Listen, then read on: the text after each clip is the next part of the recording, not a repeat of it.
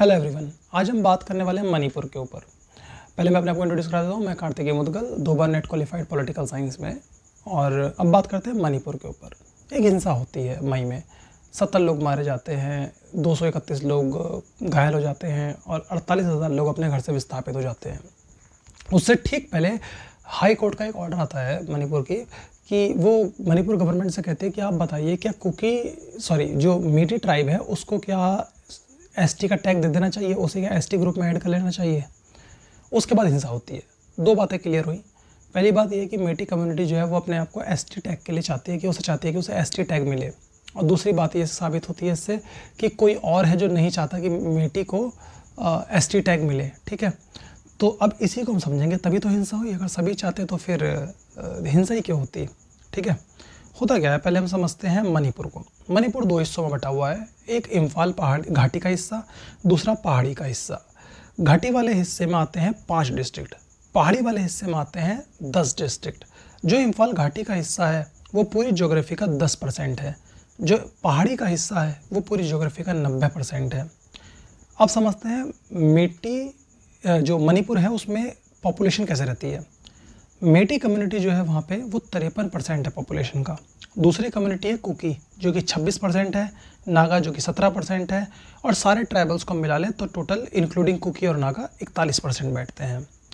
अब मेटी जो कि 53% पॉपुलेशन का है वो रहती है इम्फाल घाटी में, जो कि पूरी मणिपुर का सिर्फ 10% है।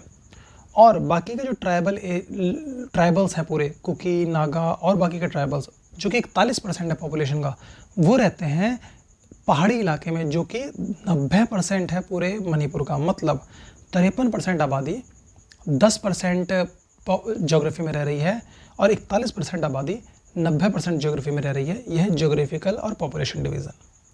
आगे बढ़ते हैं। जो नागा हैं वो नॉर्थ में हैं, जो कुकीज़ हैं वो साउथर्न एरियाज़ में रहते हैं मणिपुर के, और जो हमारे मेटीज़ हैं वो रहते हैं ईस्ट और वेस्टर्न एरियाज़ में। क्लियर?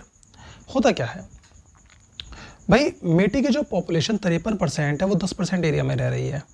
क्लियर? और आर्टिकल 371 की वजह से मेटी ज़मीन नहीं खरीद सकते हिली एरियाज़ में। क्यों? क्योंकि मेटी जो है वो एक ट्राइबल ग्रुप नहीं है, और आर्टिकल 371 जो है वो रेस्ट्रिक्ट कर देता है कि ट्राइबल एरिया में नॉन ट्राइबल ग्रुप जो है वो ज़मीन नहीं खरीद सकता। और इसकी वजह से हो क्या रहा है, मेटीज़ कह रहे हैं कि यार हम तो सैंडविच बन के रह गए हैं। ऊपर से नॉर्थ में जो है वो नागाज़ हैं, साउथ में जो है वो कुकीज़ हैं, और ईस्ट वेस्ट में हम हैं और हम बीच में फंस रहे हैं इनके, ना हम ज़मीन खरीद सकते हैं।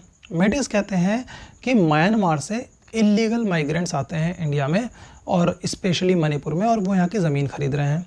लैंड से, मेन लैंड इंडिया से भी लोग आते हैं और वो यहाँ ज़मीन खरीद रहे हैं। इसकी वजह से हम परेशान हैं, हमारा कल्चर खतरे में है और हमारे कल्चर को हमें बचाना है। इस कल्चर को बचाने के लिए हमें चाहिए एसटी टैग, शेड्यूल ट्राइब का टैग। ठीक है, या शेड्यूल ट्राइब का स्टेटस। आगे बढ़ते हैं। इसी के लिए वो डिमांड करते हैं इनर लाइन परमिट की। इनर लाइन परमिट क्या होता है? ये इंडिजिनस पीपल, जो एक जगह के जो लोकल लोग हैं, उनके अधिकारों को बचाने के लिए एक कॉन्सेप्ट लाया गया था। और हम देखते हैं कि 2022 में उनको इंडिजिनियस इनर लाइन परमिट दे भी दिया गया सरकार द्वारा। लेकिन जब सरकार ने इनर लाइन परमिट 2022 में दिया तो सरकार ने कहा जो भी व्यक्ति 1961 तक मणिपुर में था, 1961 में जो सेंसस हुए थे, अगर कोई व्यक्ति मणिपुर में उस दिन मणिपुर का सिटीज़न है तो उसे हम सिटीज़न मानेंगे। अब यहाँ पे दिक्कत शुरू होती है। कुकी जो ट्राइबल एरिया है वो कहते हैं इस बात को हम नहीं मानेंगे। क्यों? क्योंकि 1961 में हम लैंड से जुड़े हुए नहीं थे, कनेक्टिविटी अच्छी नहीं थी, सड़कें अच्छी नहीं थी। इस वजह से सेंसस करने के लिए यहाँ कोई कमेटी आ नहीं सकती थी, क्योंकि सेंसस यहाँ पे प्रॉपर तरीके से हुआ नहीं, हमारे पास कोई डाटा नहीं है, और हम ट्राइबल लोगों के पास ऐसा कोई डॉक्यूमेंट नहीं है जिससे हम ये साबित कर पाएँ कि हम मणिपुर के सिटीज़न थे 1961 में। पहली दिक्कत यहाँ से शुरू होती है। और क्या होता है, कुकी को समझते हैं अब। कुकी एक ट्राइबल ग्रुप है भाई। कुकी कहते हैं कि मेटीज़ जो है वो बहुत स्ट्रॉन्ग है। ठीक है, रीज़न क्या है? बोले कहते हैं पहले तो वो 53% पॉपुलेशन का है, तो पॉपुलेशन से वाइज स्ट्रॉन्ग है। फिर वो कहते हैं कि हमारी जो लेजिस्लेटिव असेंबली है, जो हमारी स्टेट की विधायिका है, उसमें 60 में से 40 सीट जो है वो मेटीज़ के पास हैं। और वो कुकीज़ कहते हैं कि मेटीज़ की जो लैंग्वेज है, मेटी लैंग्वेज, वो शेड्यूल 8 का हिस्सा है, जिसकी वजह से एजुकेशन, इकोनॉमिक, और पॉलिटिकल और सोशल डेवलपमेंट इनका ज़्यादा हुआ आज तक, इसी वजह से स्ट्रांग है। और इनके स्ट्रांग होने से क्या होगा, ये कह रहे हैं कि ये हमें डिस्ट्रॉय कर देंगे, ये हमें तबाह कर देंगे अगर इन्हें हमने एसटी का स्टेटस देने दिया। अगर इनको एसटी का शेड्यूल ट्राइब का स्टेटस मिल गया तो ये हमारी ज़मीनें खरीद लेंगे, हमें बाहर निकाल देंगे, हमें दबाएंगे, क्योंकि ऑलरेडी ये मेजॉरिटी में है, ऑलरेडी पावरफुल है। फिर क्या होता है, अब हम समझते हैं पहले हिल वैली डिवाइड को। हुआ क्या था, ब्रिटिशर्स जब इंडिया में थे तो ब्रिटिशर्स ने पूरे मणिपुर को दो हिस्सों में डिवाइड कर दिया। एक हिस्सा बनाया उन्होंने हिल का और दूसरा बनाया उन्होंने वैली का हिस्सा। हिल वाले हिस्से में उस टाइम पे रहते थे कुकी, नागा और बाकी के ट्राइबल ग्रुप, और वैली के हिस्से में, प्लेन वाले हिस्से में रहते थे मेटीज़। क्लियर। और क्या डिफरेंस थे भाई, मेटीज़ जो प्लेन वाले हिस्से में रहते थे वो हिंदू हैं, वो वैष्णव धर्म को मानते हैं, ठीक है। जो आपके कुकीज़, नागाज और बाकी के ट्राइबल ग्रुप जो हिल एरिया में रहते थे, वो जिस भी रिलीजन को फॉलो करते थे वो कन्वर्ट होके बन गए क्रिश्चियन, ठीक है। और इसीलिए आप देखते हैं अब जब मेटी और कुकी में लड़ाई होती है तो कुकीज़ बार बार कहते हैं कि बीजेपी जो है वो मेटीज़ का साथ दे रही है क्योंकि मेटी हिंदू हैं और वैष्णव धर्म को मानते हैं, ठीक है। इतना समझ में आता है। अब होता क्या है, ये सेपरेशन ख़त्म हो जाता है, हिल और प्लेन का जो सेपरेशन था वो ख़त्म हो जाता है जैसे ही ब्रिटिशर्स इंडिया से जाते हैं। जैसे ही ब्रिटिशर्स इंडिया से जाते हैं उस टाइम पे इंडियन गवर्नमेंट एक एक्ट के साथ आती है, उस एक्ट का नाम रखते हैं मणिपुर स्टेट कॉन्स्टिट्यूशन एक्ट 1947। इसके अंदर क्या होता है, इसके अंदर काउंसिल ऑफ मिनिस्टर बनाया जाता है। काउंसिल ऑफ मिनिस्टर क्या करेगा, हिल एरिया डेवलपमेंट का और हिल एरिया एडमिनिस्ट्रेशन का काम करेगा। उस हिल एरिया एडमिनिस्ट्रेशन के अंतर्गत काउंसिल ऑफ मिनिस्टर्स ने कहा कि हमारे पास 2 मेंबर उस ट्राइब के भी होंगे, वो जो 2 मेंबर ट्राइब के होंगे वो हमारी मदद करेंगे उस ट्राइब के वर्क को मैनेज करने के लिए। यहाँ तक सब ठीक है, कोई दिक्कत नहीं है। आर्टिकल 371C मणिपुर के में लागू होता है। आर्टिकल 371C के अंतर्गत Manipur hill area district council बनती है 1971 में, जिसको इम्प्लीमेंट किया जाता है 1973 में। इस Manipur hill area district council act के अंदर 6 ऑटोनोमस डिस्ट्रिक्ट काउंसिल बनाई जाती हैं। 6 ऑटोनोमस डिस्ट्रिक्ट काउंसिल को बनाया जाता है और इनको हम बोलते हैं ADC, ठीक है। और पूरे मणिपुर को इन 6 काउंसिल में डिवाइड कर दिया जाता है। और क्या बनता है, एक कमेटी बनती है जिसका नाम दिया गया hill area committee. Hill area committee का काम क्या था, हिल एरिया कमेटी का काम था कि वो मणिपुर लेजिस्लेचर के अंडर काम करेगी डेवलपमेंट के लिए। किसके डेवलपमेंट के लिए, हिल एरिया के डेवलपमेंट के लिए। डेवलपमेंट और हिल एरिया कमेटी का काम क्या होगा, प्लानिंग का, डेवलपमेंट का एंड उसके इम्प्लीमेंटेशन का, जो कानून बनाए जाएंगे लेजिस्लेचर द्वारा, जो कानून बनाए जाएंगे लेजिस्लेचर द्वारा। इतना समझ में आता है। इसके बाद क्या होता है, जो हमारी ऑटोनोमस डिस्ट्रिक्ट काउंसिल बनती हैं, ऑटोनोमस डिस्ट्रिक्ट काउंसिल बनती हैं, वो ऑटोनोमस डिस्ट्रिक्ट काउंसिल नहीं होती जो शेड्यूल 6 में असम के लिए बनाई जाती हैं। शेड्यूल 6 में एक ऑटोनोमस डिस्ट्रिक्ट काउंसिल जो असम के लिए बनाई जाती है, अनडिवाइडेड असम के लिए बनाई जाती है, उसकी पावर्स बहुत ज़्यादा होती हैं। लेकिन वो ऑटोनोमस डिस्ट्रिक्ट काउंसिल उस ऑटोनोमस डिस्ट्रिक्ट काउंसिल से बिल्कुल अलग होती है जो 1971 के कानून के अंदर मणिपुर के लिए बनाई जाती है। सेकेंड चीज़ ये। और क्या होता है भाई, ऑटोनोमस डिस्ट्रिक्ट काउंसिल के पास, जो मणिपुर के लिए बनाई गई, उसके पास कोई भी कानून बनाने की पावर नहीं थी, ना उसके पास न्याय करने की शक्तियां थी। मतलब लेजिस्लेटिव और judicial power autonomous district council को नहीं दी गई थी, ठीक है। मतलब एक तो पावर लिमिटेड थी, दूसरा लिमिटेड रिवेन्यू था, उनके पास रिवेन्यू के ज़्यादा साधन नहीं थे। और ऑटोनोमस डिस्ट्रिक्ट काउंसिल के अंदर 17 ऐसे सब्जेक्ट रखे गए थे सिर्फ जिनके ऊपर वो काम कर सकती थी, इसके अलावा वो किसी और सब्जेक्ट के ऊपर काम नहीं करेगी। इससे क्या साबित होता है, इससे साबित होता है कि ऑटोनोमस डिस्ट्रिक्ट काउंसिल जो मणिपुर के लिए बनाई गई थी वो मजबूत नहीं थी, कमज़ोर थी, इनइफेक्टिव थी। इसीलिए उसे सस्पेंड कर दिया गया 1990 में। 1990 में जब उसे सस्पेंड किया गया तो उसके सारी शक्तियां दे दी गई डिस्ट्रिक्ट ऑफिसर को। आगे बढ़ते हैं भाई, मणिपुर में जो ट्राइबल एरिया हैं, ठीक है, वो कहते हैं कि हमें 6th शेड्यूल के अंदर जो शक्तियां होती हैं ऑटोनोमस डिस्ट्रिक्ट काउंसिल की, वो शक्तियां दे दो, ठीक है। क्यों, क्योंकि ऑटोनोमस डिस्ट्रिक्ट काउंसिल जो 6th शेड्यूल के अंदर असम को मिली हुई है उसकी शक्तियां बहुत ज़्यादा हैं, ठीक है, कोई बात नहीं। मणिपुर कैबिनेट इसके लिए 3 कानून बनाता है, क्योंकि 1990 में ऑटोनोमस डिस्ट्रिक्ट काउंसिल सस्पेंड कर दी थी, उसकी शक्तियां दे दी गई थी ऑफिसर को, डिस्ट्रिक्ट ऑफिसर को। अब 3 कानून बनते हैं 1991 में, 1992 में और 2001 में।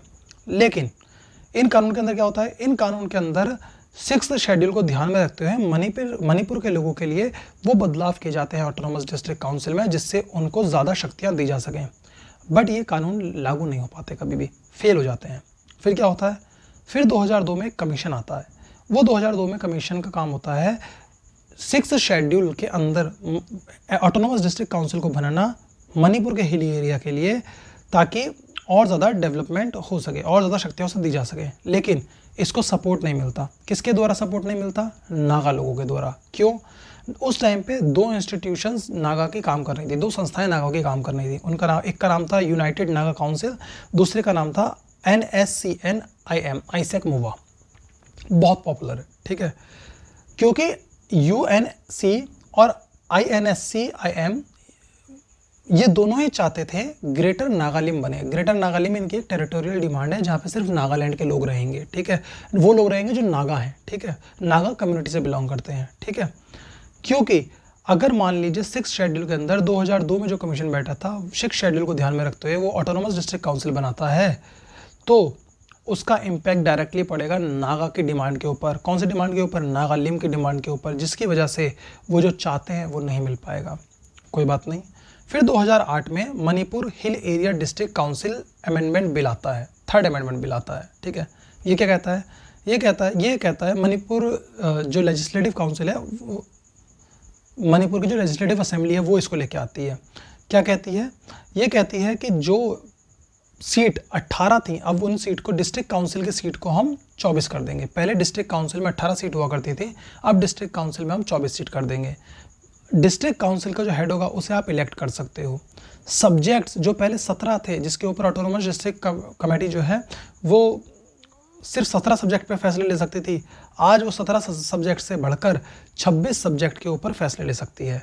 फाइनेंस की कैपेसिटी बढ़ा दी गई है। अब आपकी फाइनेंस की कैपेसिटी बढ़ा दी गई है, आप फाइनेंस अलग अलग जगह से भी ले सकते हैं, ठीक है। तो ऑटोनोमस डिस्ट्रिक्ट काउंसिल, कल तक जिसकी पावर कम हुआ करती थी, आज उसके पास शक्तियाँ बढ़ा दी गई। लेकिन लोग इससे फिर भी खुश नहीं थे। 2021 में वो एक नया लॉ लेके आते हैं। एक कमेटी बैठती है, उस कमेटी का नाम होता है hill area committee. Hill area committee एक नया लॉ लाती है, उसका नाम रखा उन्होंने Manipur hill area autonomous district council bill. इस बिल में क्या कहा गया? इसमें कहा गया कि भाई जो सीट आप 18 से 24 करने वाले थे, उन्हें और बढ़ाओ, 24 से 31 कर दो डिस्ट्रिक्ट काउंसिल के अंदर, ठीक है। फिर उन्होंने कहा कि 28 जो हमारी कॉन्स्टिट्यूएंसी हैं उनकी बाउंड्री चेंज करो, और उनकी बाउंड्री चेंज करके इस तरीके से कर दो कि 3/4 पॉपुलेशन जो है वो हो जाए एक तरफ, 3/4 जो पॉपुलेशन है, 3/4 सीट जो होंगी काउंसिल के अंदर, है ना, वो तो पॉपुलेशन के हिसाब से होंगी, और 1/4 सीट जो होंगी वो रिजर्व कर देंगे हम उन लोगों के लिए जो इकोनॉमिकली, पॉलिटिकली, सोशली बैकवर्ड है। क्लियर? और क्या होता है? फाइनेंस की पावर और बढ़ाओ। ये बिल को सपोर्ट नहीं मिल पाता है। क्यों नहीं मिल पाता है सपोर्ट? इसके बारे में भी बात करेंगे। इस बिल के 2 ऑब्जेक्टिव होते हैं। पहला ऑब्जेक्टिव होता है डेवलपमेंट ऑफ हिल एरिया का डेवलपमेंट किया जाए। दूसरा ऑब्जेक्टिव होता है कि जो मणिपुर है उसकी इंटीग्रिटी को बचाया जा सके, ठीक है। मेनी कम्युनिटी, और ये लाता कौन है? मेटी कम्युनिटी क्या कहती है?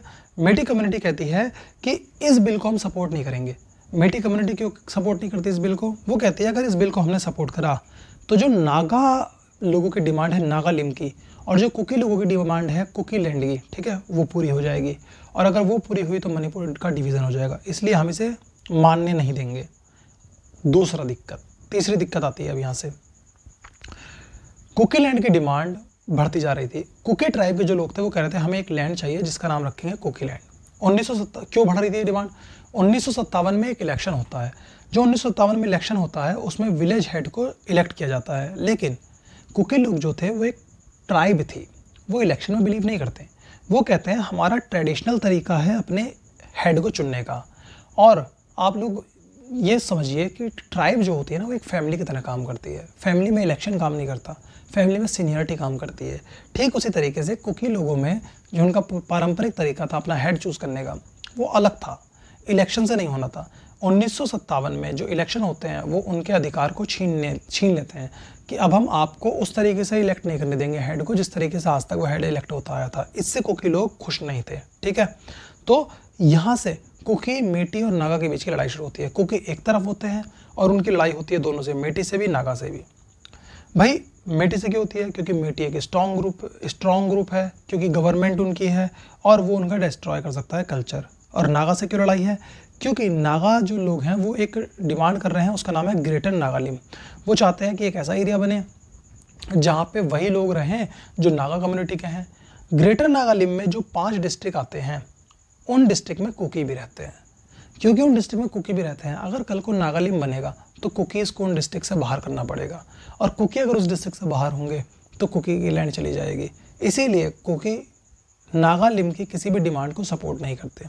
ठीक है, होता क्या है, इसके बदले 1992 और 1997 1992 और 1997 में नागा जो लोग हैं वो कुकीज़ पर हमला कर देते हैं। ठीक है, और इसकी वजह से एथनिक क्लेंजिंग, वहाँ पे मारधाड़ शुरू हो जाती है। क्लियर? होता क्या है, उस टाइम पे 25 इंसर्जेंट ग्रुप थे कुकीज़ के। ठीक है, और बेसिकली चार ट्राइब के ग्रुप थे वो, कुकी, जो, फाइट एंड हमार।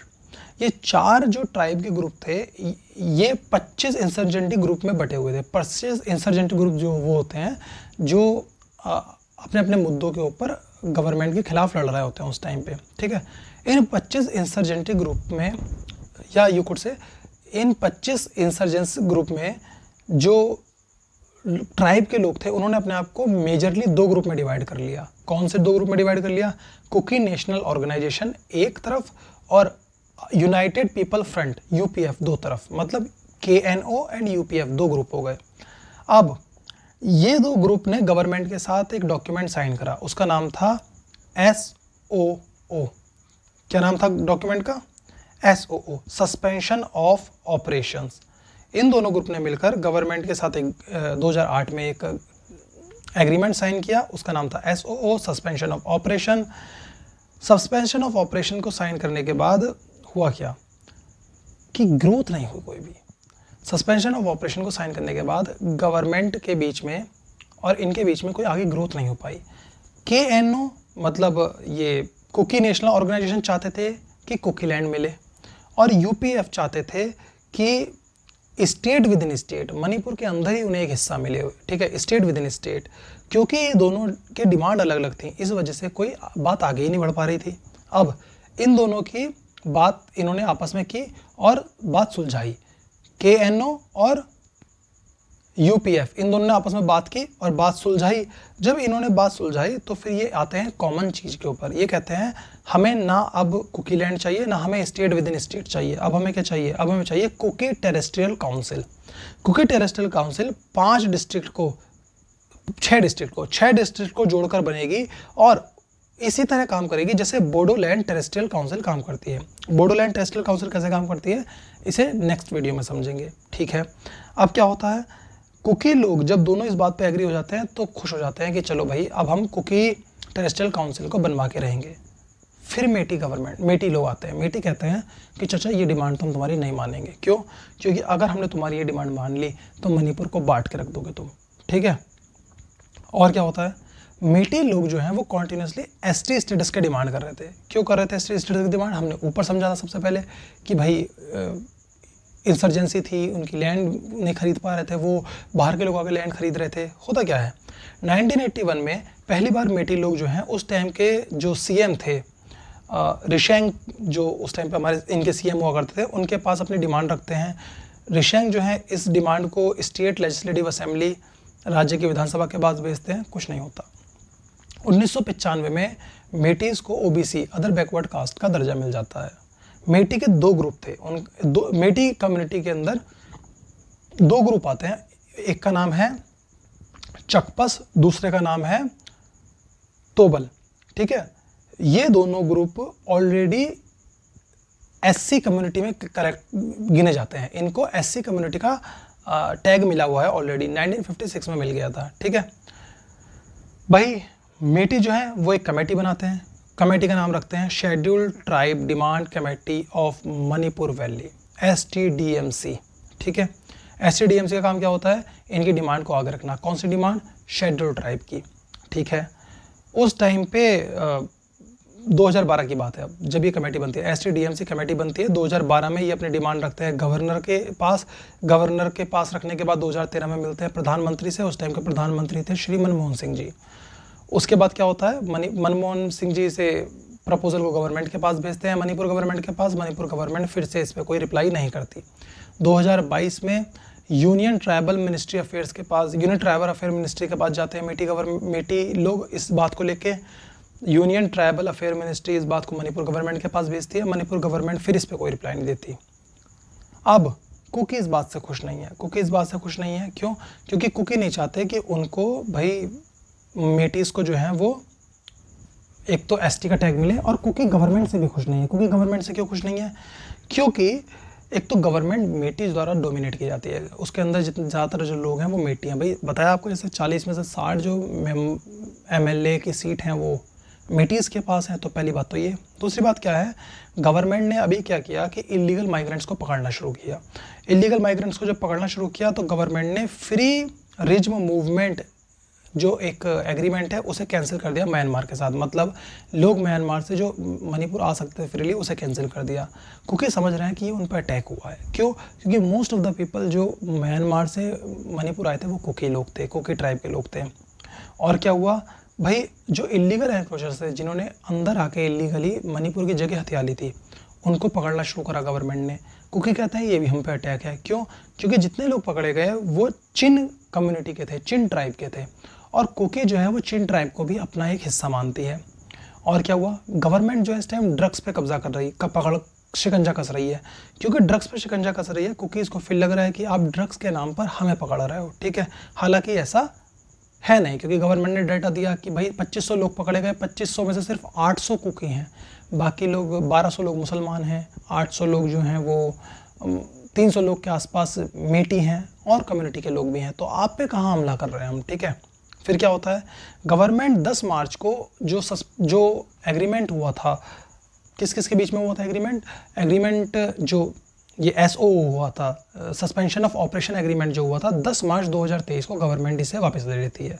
गवर्नमेंट जब इसे वापस लेती है तो कुकी जो लोग हैं वो गवर्नमेंट के खिलाफ प्रोटेस्ट करना शुरू करते हैं। और गवर्नमेंट कहती है असल में है कुछ नहीं, ये सिर्फ एंटी गवर्नमेंट एक्टिविटीज़ कर रहे हैं। ठीक है, फिर क्या होता है, 21 अप्रैल 2023 को एक मीटिंग होती है। उस मीटिंग में ट्राइबल स्टूडेंट्स इकट्ठे होते हैं। सेकंड मीटिंग होती है 27 अप्रैल 2023 को। उसके अंदर ट्राइबल सॉलिडेटरी मार्च निकालने की बात होती है। और फिर 3 मई 2023 को ट्राइबल सॉलिडेटरी मार्च निकलती है। ट्राइबल सॉलिडेटरी मार्च जब जा रही होती है एक डिस्ट्रिक्ट से जिसका नाम है चूराचंदपुर डिस्ट्रिक्ट से जब वो जा रही होती है तो वहाँ पे वायलेंस हो जाती है। और आप ये बात जान के चौंकेंगे नहीं कि चूराचंदपुर डिस्ट्रिक्ट वही डिस्ट्रिक्ट है जहाँ पे कुकी लोगों की बहुलता है, कुकी लोग मेजॉरिटी में हैं। और वहाँ से क्या होता है, वहाँ से हिंसा शुरू होती है। और हिंसा फिर आज के टाइम पे कहाँ तक पहुँची ये हमें पता ही है। हिंसा के कारण थे कि भाई एसटी टैग को जो अपोज कर रहे हैं ये कुकी लोग, इनके मेटी लोग के, एक तो ये कारण है। ठीक है, और एक सबसे बड़ा कारण ये भी था कि भाई उससे ठीक कुछ टाइम पहले, if I am not wrong, 19 अप्रैल को हाई कोर्ट का एक ऑर्डर आता है। हाई कोर्ट कहती है मणिपुर की कि भाई आप जो हैं मणिपुर गवर्नमेंट, आप हमें बताओ, रिकमेंडेशन करो कि क्या मेटीज़ को एक एसटी का टैग मिलना चाहिए कि नहीं मिलना चाहिए। अगर नहीं मिलना चाहिए तो क्यों, और मिलना चाहिए तो क्यों। हालांकि बाद में इस डिसीज़न को सुप्रीम कोर्ट द्वारा नलिफाई कर दिया जाता है। सुप्रीम कोर्ट कहती है this is a factually wrong judgment. तो ये पूरी कहानी है मणिपुर की, since from day 1 till today, कि इशू क्या है, क्यों मेटी, कुकी और नागालैंड आपस में, नागा पीपल आपस में लड़ रहे हैं। तो उम्मीद कर रहा हूँ आप लोगों को समझ में आएगा। वीडियो थोड़ा लंबा है, I am so sorry, but UPSC net वाले बच्चों को इसके बाहर कुछ नहीं पढ़ना। This is complete story.